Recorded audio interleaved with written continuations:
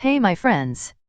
I hope everyone have nice day. Thank you so much for watching my video. Please subscribe our channel and turn the bells on to receive our videos notifications. 8 Untold Truth of Michele Morrone from 365 Days. If you haven't heard of Michele Morrone yet, then you better watch the Netflix movie 365 Days as soon as possible. In the Polish erotic thriller, the Italian hunk plays Massimo, a Sicilian mobster who kidnaps Laura, a Polish woman, while she is on vacation in Italy with her uncaring boyfriend. Massimo tells Laura he saw her on a beach 5 years ago, and since then, he hasn't stopped thinking of her. So, he keeps her as his prisoner for 1 year, hence the movie's title, until she falls in love with him. More than a little problematic, no? The movie, which critics have compared to the 50 Shades of Grey trilogy, has a 0% score on Rotten Tomatoes as of this writing, and Variety called the film a thoroughly terrible, politically objectionable, occasionally hilarious Polish humpathon. Despite the critiques, 365 Days has made headlines and has been trending on Netflix since its release in June 2020. So, why is that? Could it be because of Morrone's ABS, which are proudly displayed throughout the movie? Or is it his chemistry with his co-star Anna-Maria Sieklucka, who plays Laura in the film? Perhaps both. For now, let's find out more about Morrone. Number 1 is Michele Morrone dating his 365 Days co-star Anna-Maria Sieklucka? Michele Morrone's chemistry with his co-star, Anna-Maria Sieklucka, is off the charts in the movie 365 Days, which premiered on Netflix in June 2020. So much so, fans insisted the movie stars weren't faking it while they were intimate on screen. "It seems like real because we are good actors," Morrone said in an Instagram Live video in April 2020. "It wasn't real. I know that many people write me that, oh my god, it was real. But at the same time, it wasn't real. That's impossible. Of course, viewers would love to see the two get together IRL. Some of them want us to be a couple," Morrone said during an Instagram Live with Sieklucka. "But guys, sometimes friendship is much more important. For now, the stars are very, very good friends," Morrone said during an interview with the Polish publication, Europa magazine. In fact, Morrone said his connection with Sieklucka got stronger by performing steamy scenes together. "They were really deep, so if we didn't like each other and had that bond on set, it wasn't going to be real, the scenes," he added. "We were forced to be friends, but we became friends for real. I love Anna."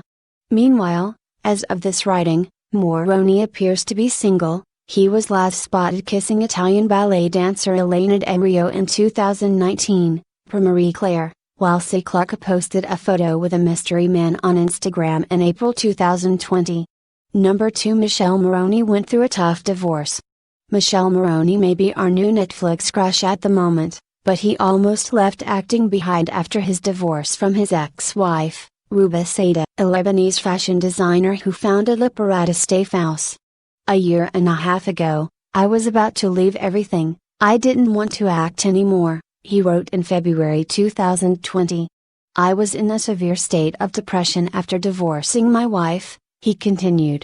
"I found work as a gardener in a remote village of 1,000 inhabitants because I had no more money in my pocket.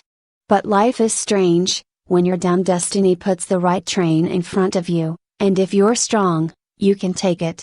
Always believe in yourself. Always." Morrone and Saida, who now works for designer Elie Saab, according to her Instagram profile, called it quits in 2018 after 4 years of marriage, according to Marie Claire, and they share 2 sons, Marcudo Morrone and Brado Morrone. These days, Morrone's career is on the up and up, but he also makes sure to spend time with his kids, whom he clearly adores. "Começo ao mundo duvide nothing else matters," he captioned a photo of himself hugging his children on Instagram in July 2019, which translates to, "I have brought 2 lives into the world." Number 3 Michele Morrone has other talents besides acting. A man with multiple talents. Sign us up, please. Michele Morrone captivated viewers when he appeared in Netflix's hit movie 365 Days in June 2020, but the actor dabbles in other hobbies, too, including painting and singing. Morrone's album, Dark Room, dropped in February 2020, on Valentine's Day, to be exact, and some of the tunes were used throughout the film. For example, Hard for Me was the movie's opening song, Watch Me Burn played during the shower scene, and Feel It was heard at the end of the film. Marie Claire, the Italian native, also shared his artwork with his fans on Instagram in May 2020. My World, he captioned a photo of himself holding a painting of a woman's chest with a skeleton-like head. Some fans were confused by the abstract piece, but others were blown away by his artistic ability. "You're a very talented artist," one person wrote, while another echoed, "Beautiful." A third user simply wrote, "Man, you're too perfect." Indeed, he is. According to a Polish report, via Thrillist, Morrone is slated to return to the small screen for a 365-day sequel, but, for now, we will have to keep scrolling through his Instagram feed to get our fix of the hunky actor. Number 4. The scandalous foreign thriller that's taking over Netflix. We might be living at a time in which every, mostly unknown, title listed under Netflix's top 10 is befuddling to the streaming service's users at best, but that doesn't mean those titles aren't still courting controversy.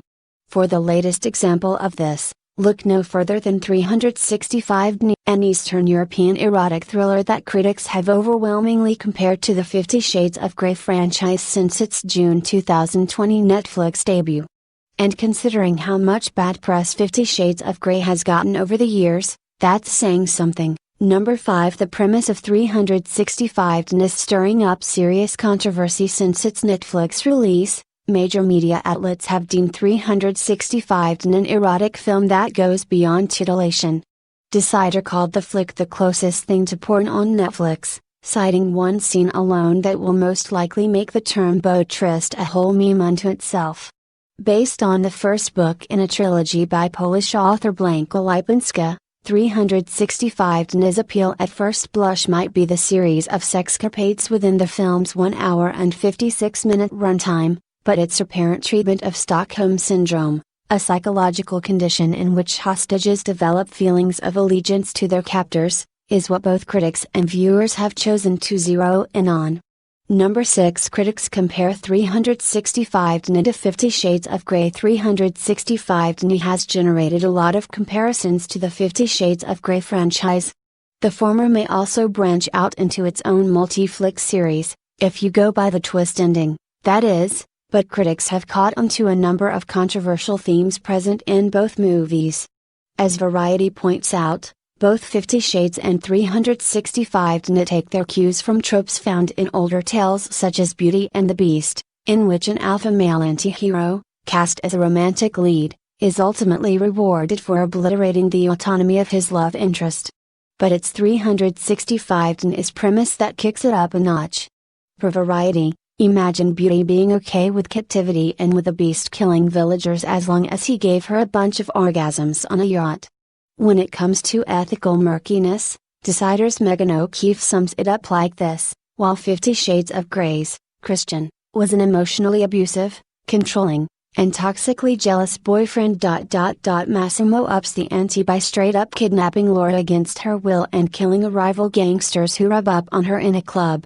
Number 7. Behind the scenes details about 365 Days. Now that you've heard critics' thoughts, it's only fair to get into the more general nuts and bolts of this Polish erotica, especially considering that, according to the Polish news outlet Onet, plans are in the works for a sequel, though filming has been delayed due to the coronavirus pandemic. Number 8. Is Netflix's 365 Days worth watching?